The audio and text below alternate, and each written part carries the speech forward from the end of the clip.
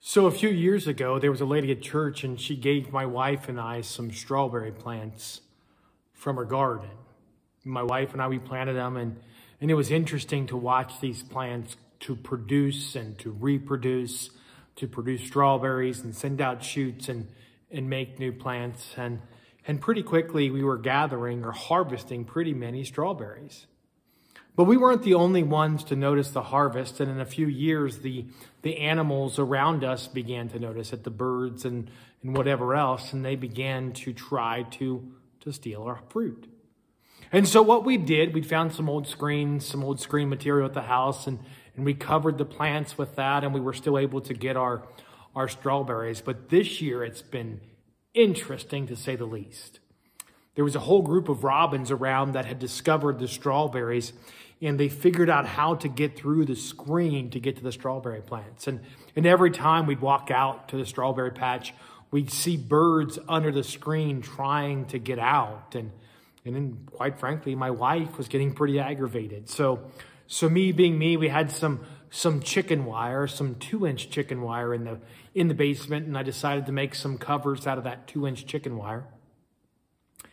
And what we realized was that the 2-inch chicken wire was just a little bit too big. And there was this speckled robin that could manage to get through the chicken wire and still get in there and eat our strawberries. So June, my wife's birthday comes, and I am the ever romantic husband. I decide that the gift for her birthday this year is going to be a 4-foot by 25-foot roll of 1-inch chicken wire from our local hardware store. We got that chicken wire out, and we covered the plants, and I thought we'd solved all the problems of the predators stealing our fruit. And some might argue and say, Pastor, that wasn't very romantic of you. But see, I'm a pastor and we can come up with biblical proof for everything that we need. So I want to look at a romantic book in the Bible. The book, some Bibles, it says Song of Songs, others Song of Solomon, is a story between two lovers. We see a dialogue that exists between them. And guys, if you're looking for some material for a birthday card, that's the place to go. Ladies, if you're looking for some material to make your husband feel great, that's the place to go. Specifically in chapter 2, we see this woman and man talking, and she says, I'm the rose of Sharon, and he responds, you're the lily among thorns. You are my darling among young women. And she's responding to him like, you're like an apple tree in the forest, and I just long to sit in your shade and taste your fruit. Your banner over me is love. You're like a gazelle or a stag. But she says, we're entering a new season. Verse 11, see, the winter is past. The rains are over and gone. Flowers appear on the earth. The season of singing has come. The cooing of doves is heard in our land. The fig tree forms its early fruit. The blossoming vines spread their fragrance. Arise, come, my darling, my beautiful one, come with me. In this romantic dialogue, he responds, my dove in the cleft of rocks, in the hiding place on the mountainside, show me your face. Let me hear your voice, for your voice is sweet and your face is lovely. Catch for us the foxes, the little foxes that ruin our vineyards that are in bloom.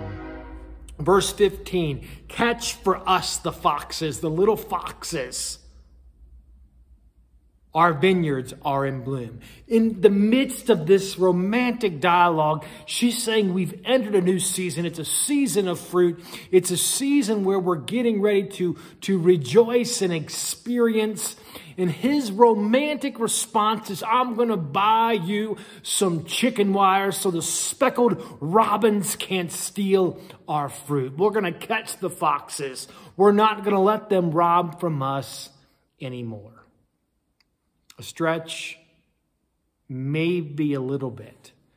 But as I was praying about our church, my life, and our community, God has been challenging my heart about fruit that's on the vine. about the reality that there is fruit on the vine, the season in which the young woman is rejoicing. We're coming into a harvest season. We can see fruit that is going. And God challenged my heart with, is the fruit rotting on the vine? You see, the last couple weeks have been a pretty busy week for our church in sowing seed. Remember, Paul, I sowed, Apollos watered, and God makes it to grow. We sowed faithfully with Cowboy Church and with Vacation Bible School and with the water bottle outreach, all these things that we were able to accomplish. And as a body, we've been sowing seed for a very long time. And God challenged my heart with the question of, am I allowing His fruit to rot on the vine? Am I allowing the fruit of the seed that we've sown to have developed, to have grown, but yet not being intentional about the harvest that I'm supposed to be a part of? John chapter 4. Jesus said the time for the harvest was now. My food, said Jesus, is to do the will of Him who sent me and to finish His work. Don't you have a saying, it's 4 months until the harvest? I tell you, open your eyes and look at the fields. They're ripe for the harvest. Even now, the one who reaps draws a wage and harvests a crop for eternal life, so that the sower and the reaper may be glad together. Thus the saying, one sows and another reaps, is true. I send you to reap what you've not worked for. Others have done the hard work, and you've reaped the benefits of their labor.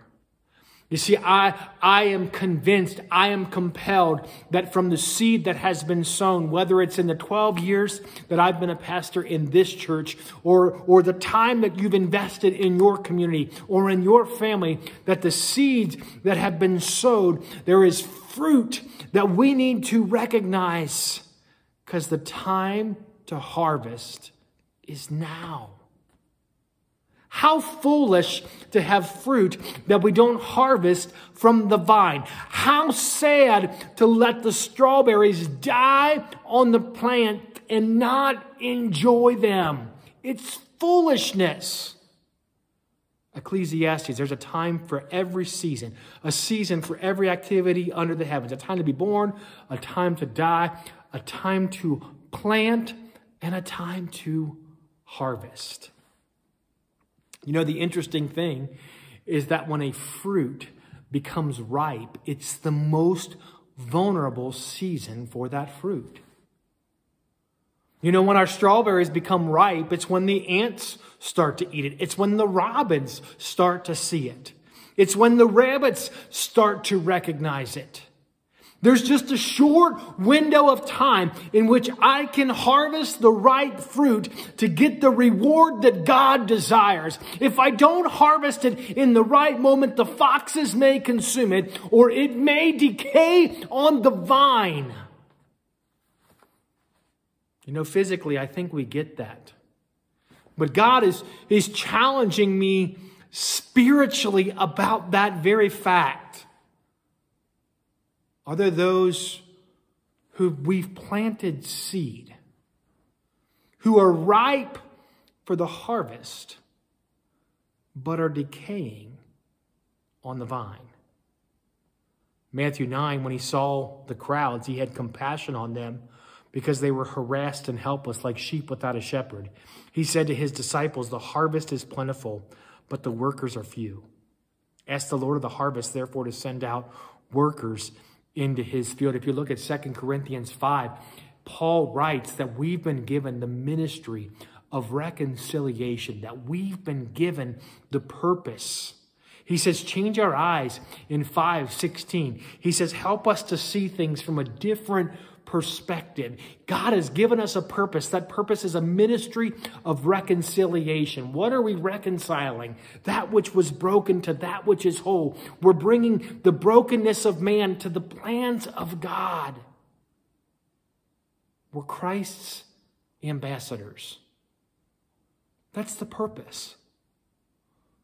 The proclamation that he's given us is that he made him to be sin for us, him who had no sin to be sin, so that you and I could become the righteousness of God. Not just you and I, but others around us. That's the purpose. That's the plans. The harvest is absolutely plentiful. There have been seeds sown that it's time for us to harvest, or else the foxes, or else the birds are going to steal that which is not theirs, or it may just simply rot on the vine.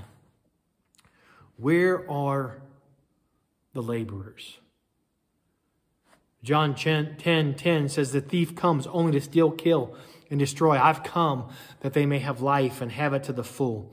1 Peter chapter 5 says, be alert and of sober mind. Your enemy, the devil, prowls around like a roaring lion looking for someone to devour. Resist him, standing firm in the faith, because you know that the family of believers throughout this world is undergoing the same kind of sufferings. God is challenging me in this moment. What am I seeing? Am I recognizing the fruit that is ripe on the vine? I believe there's fruit. It's a season of harvest. I believe it's a season of harvest in my family, a season of harvest in my community, a season of harvest in my relationship. And how foolish is it to invest, to sow, to take care of, if we're not going to reap the harvest that is ours? The Lord bless you and keep you. May he make his face shine upon you, be gracious to you. May he turn his face towards you, grant you his peace.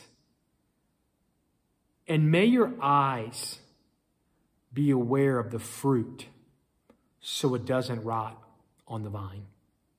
Be blessed.